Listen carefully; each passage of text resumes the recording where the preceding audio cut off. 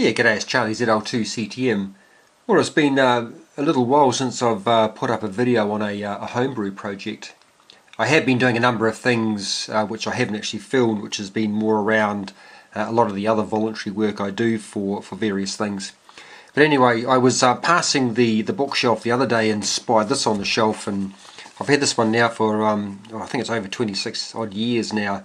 It's a book from the GQRP Club, which has a whole range of very simple QRP projects, both valve and solid state.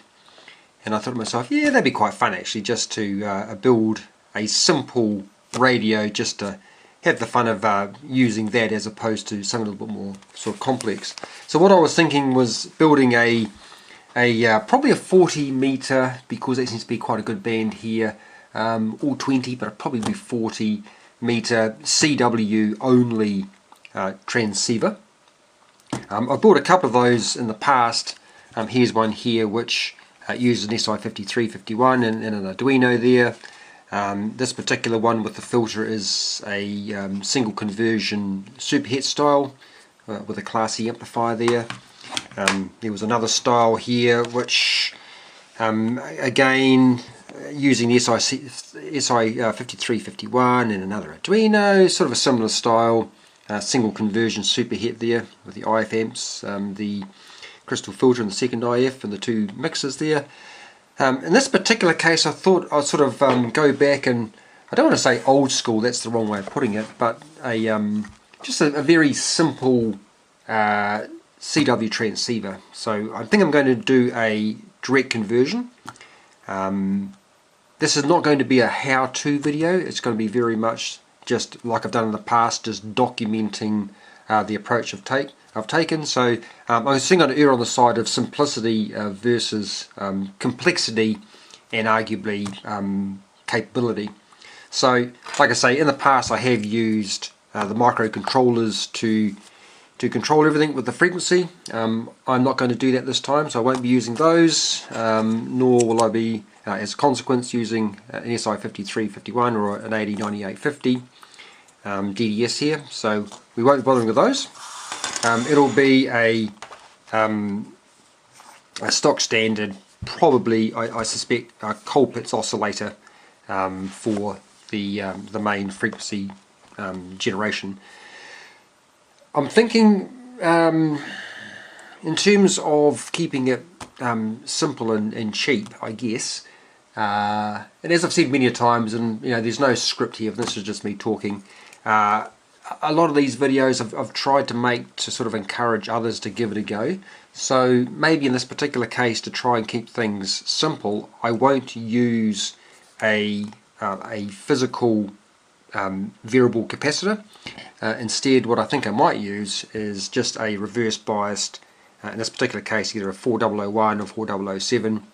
I'll do some experiments on that one, reverse biased to change the capacitance of, like I say the Colpitt's oscillator. So that's what I'm thinking. In terms of varying that voltage across that, and why am I using a diode as opposed to say a varactor? Again, is purely cost. So in an effort to try and use commonly sourced components, right or wrong, I'm going to say that a diode such as this is easier and arguably cheaper to purchase than say a varactor. So that's why I'm going to go with that. In terms of varying the voltage across that, I was thinking about using or I am thinking about using a 10-turn helipot here. These used to be quite expensive, but they're not anymore. This one here I got from AliExpress for a whole $1.20 New Zealand, so 2/10 of nothing. So I'm thinking about using that. If people think that is an exotic component and an expensive component, then I may look to leave some comments. I'd be curious to hear. I could go with a couple of pots, one for coarse tuning and one for fine tuning. I didn't say this is going to cover from, if I am going to go with the 40 meters, sort of 7.0 through to 7.0, let's go 0.6, which covers the CW band, or portion I should say.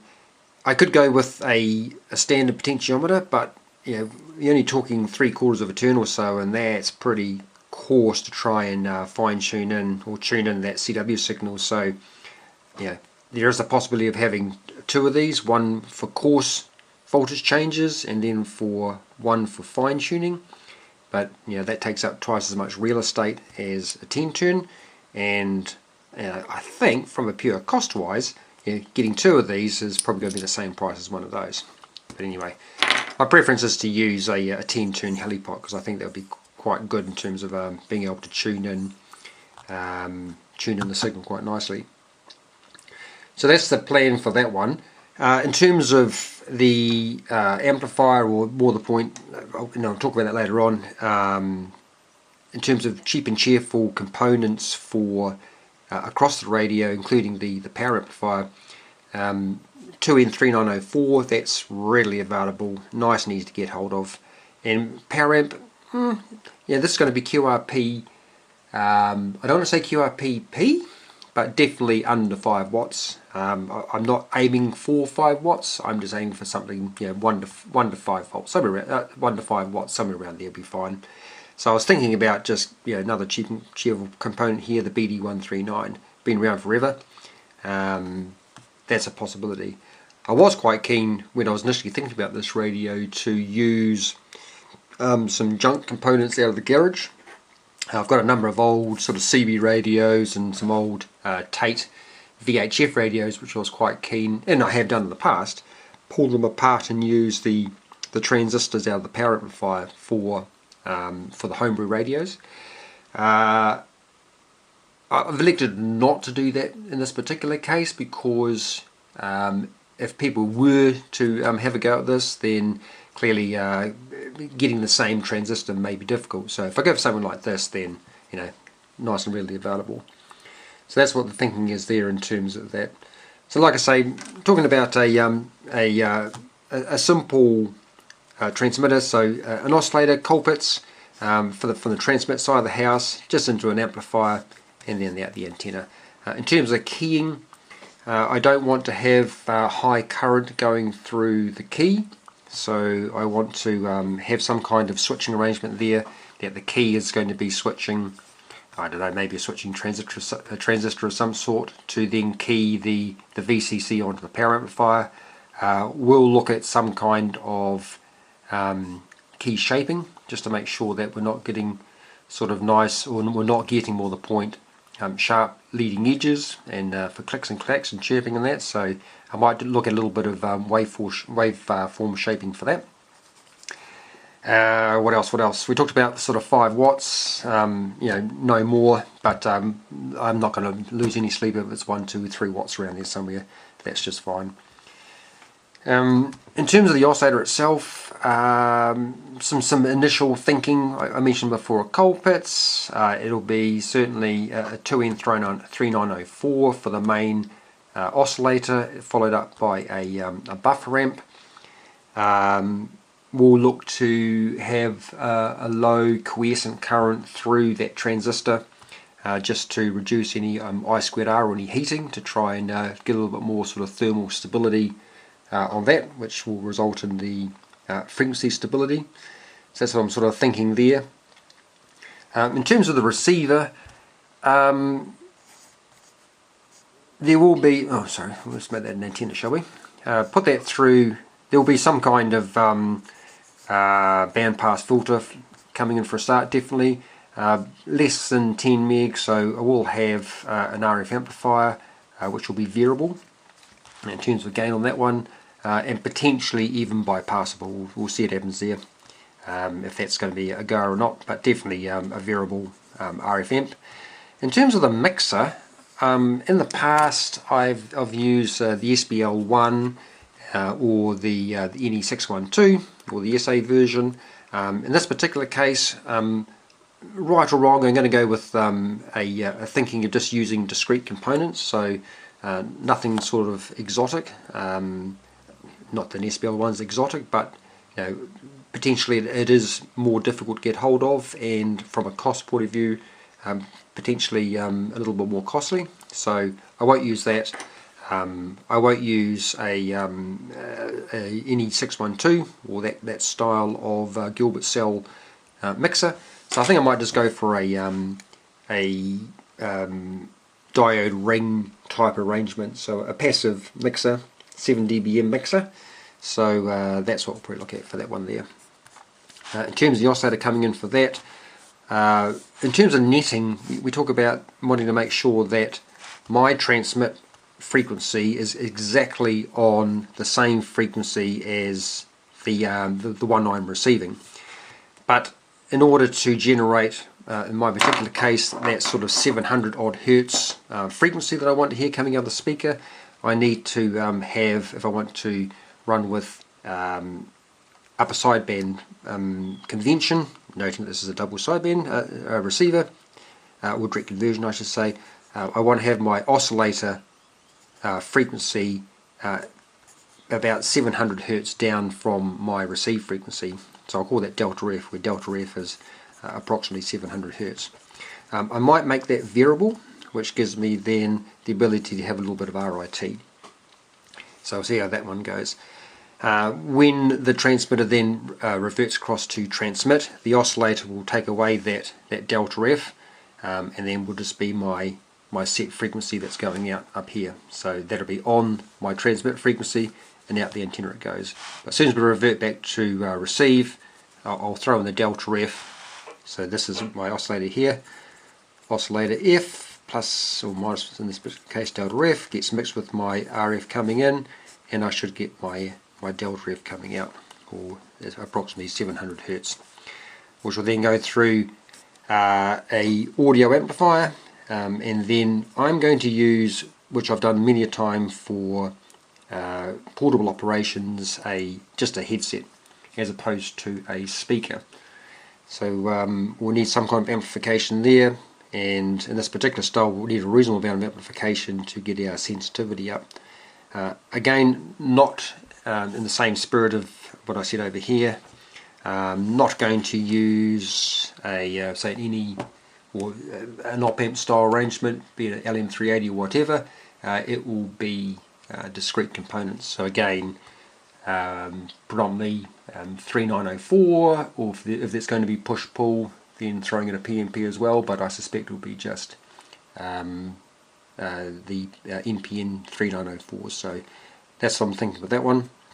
And like I say, then into the speakers. I'm just debating about if I wanted to have in here some kind of filtering. It would be nice, but at audio frequencies the inductors get really quite large, so I may or may not. We'll just have put some thought into that one. And I'm also cognizant too that with a direct conversion receiver, if there's any frequency sitting down here, some other frequency that's transmitting on the band, then that's also going to be delta F away and will come through on the audio. But that's just one of the downsides of a direct conversion. With the simplicity, you get, obviously a slight potential drop off in capability. But in this case, I'm not happy with that. Direct conversion receivers have been around forever, and they work just fine. So that's what I'm going to do, right or wrong, and that should be quite fun.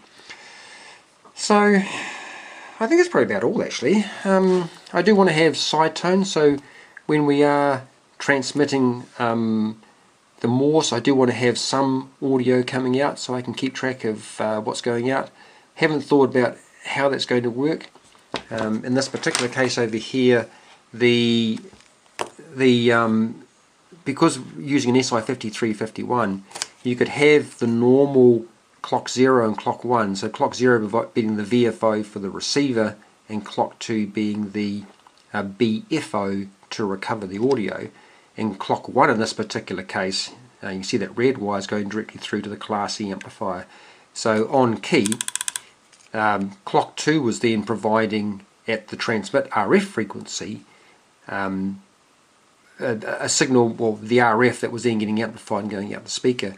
The receiver was left running, and this little relay up here came in and just dropped the audio volume down so it wasn't screaming. So the receiver was actually receiving the transmit signal at a very low level and pumping that out, and that was the side tone. And we could do that because we had our 3 clock signals here, and I could keep running the receiver with an offset to generate the side tone. In this particular case, we don't have that luxury because we've got a single oscillator, which will be running at F on transmit, and then be running at F minus delta F on receive.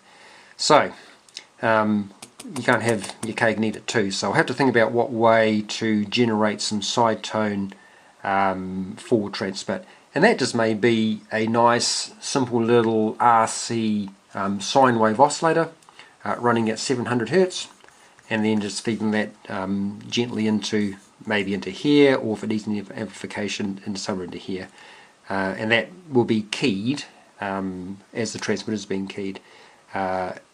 I like the idea of a nice little sine wave as opposed to a coarse square wave, so that's probably what I'll end up doing because of the constraints of the way the oscillator has been set up to run the side tone on this.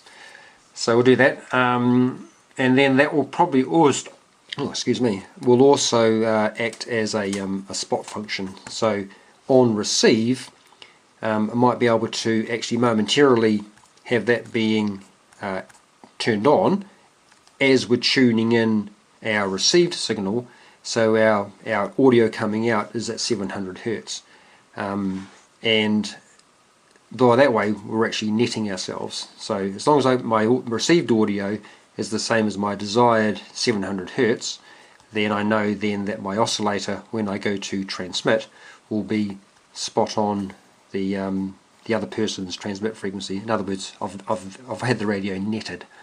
So that's what the thinking is there with that one. So in terms of the power amplifier, again, I've said this many times, there's no script of this. This is just me rambling on, talking about sort of thoughts and ideas of how this may work. Like I say, very coarse ideas at this stage. Nothing's locked down in concrete. It's just thinking about what would be quite fun in an initial idea. The PA, being a CW transmitter, can get away with a Class C or potentially E. This one was a Class E with the BS 170s in parallel there. It was quite remarkable how much RF power is actually coming out of this with such a small little transmitter. I may look to do something different. We've got the BD139 here, so we'll have some other topology for that. But we'll see how that one plays out. Not drawn here, but of course, like a good citizen, there'll be a low pass filter there, just making sure that we're not transmitting any harmonics out of band. So we'll have that thrown in there, and I think that's probably about it actually. I do have great visions to resurrect the milling machine. When I say the milling machine, it sounds all very grandiose, but just a small little desktop mill that I've had for a long time.